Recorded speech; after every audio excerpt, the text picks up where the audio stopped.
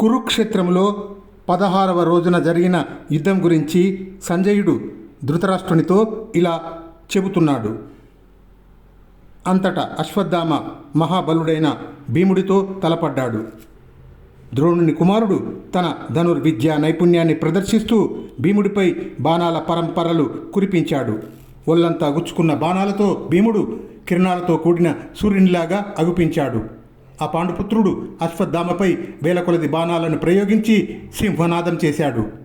ఆచార్యపుత్రుడు ఆ బాణాలను చెదరగొట్టి ఒక పదునైన బాణాన్ని భీముని నుదుట తాకునట్లు వేయగా లలాట స్థిత బాణముతో భీముడు కొమ్ముగల ఖడ్గ మృగములా కనిపించాడు.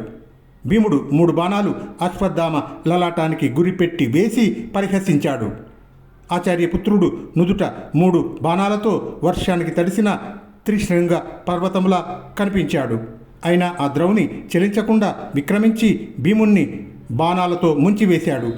ఆ విధంగా భీమసేన అశ్వత్థామల నడుమ ఘోరంగా యుద్ధం జరిగింది.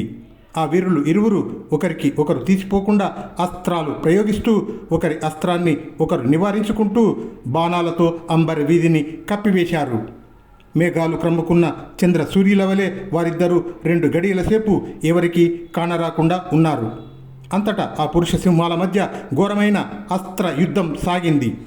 ఆ అస్త్రాల తాకిడికి అగ్ని జనించి ఉభయ సేనలను దహించసాగింది. ఆ విధంగా ఆ భీమ అశ్వత్థామలు ఒకరిని ఒకరు చంపుకోవడానికి ప్రయత్నిస్తూ దారుణమైన మహాయుద్ధం సాగించారు. వారు ఒకరిని ఒకరు ప్రహరించుకొని తమ రథాలపై కూలబడ్డారు.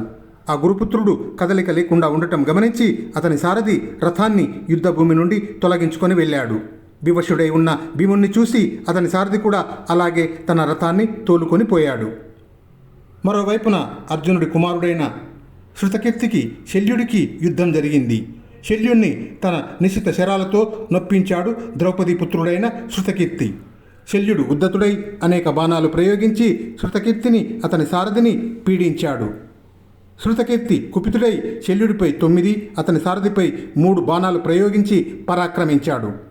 అంతటా శల్యుడు 5 అమ్ములతో శృతకీర్తి బిల్లును విరగొట్టి 7 బాణాలతో అతన్ని పీడించాడు.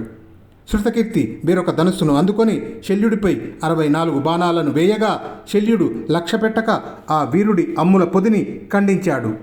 దాంతో శృతకీర్తి గదాయుధం విసరగా దాన్ని పొడి చేసి అతను ప్రయోగించిన శక్తిని నడుమనెత్రుంచి సారథి శిరస్సును తెగవేసి పెద్ద పెట్టున సింహనాదం చేశాడు శల్యుడు. ఆ విధంగా శల్యుడు శృతకీర్తుడి బలాన్ని కలిచివేయగా శృతకీర్తి అతని సేన యుద్ధభూమి నుండి తప్పుకున్నారు.